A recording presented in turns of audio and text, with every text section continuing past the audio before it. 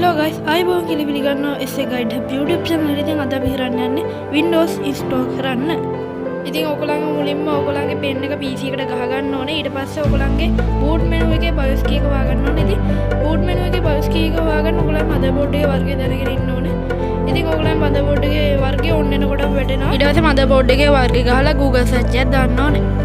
ඊට පස්සේ ඔයගොල්ලෝ boot menu එකට ගිහිල්ලා BIOS එක වලින් pen එක උඩටම දාගන්න ඕනේ.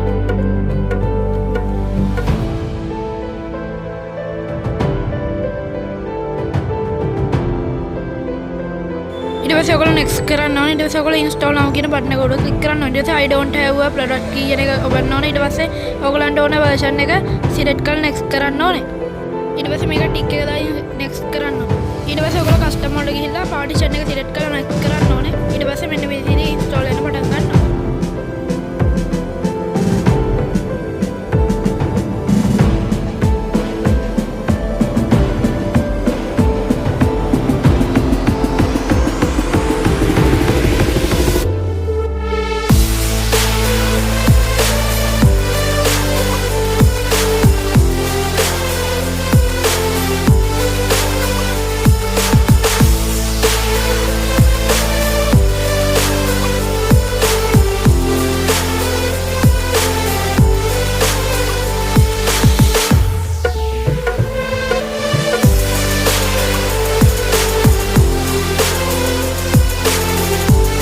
ඊට පස්සේ ඔයගොල්ලෝ ඔයගොල්ලන්ගේ region එක දාලා yes කරන්න ඕනේ.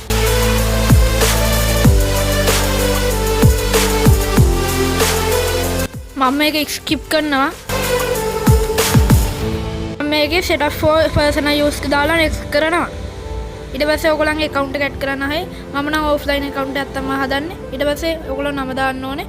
ඉතින් මේ limited experience කියන එක ඔබලා ඔයගොල්ලන් නම දාලා ඊට පස්සේ password එකක් දාන්න ඕනේ. මම නම් password එකක් දාන්නේ නැහැ. දැන් ඔයගොල්ලන්ට PC එකෙන් pen එක ගලවන්න පුළුවන්.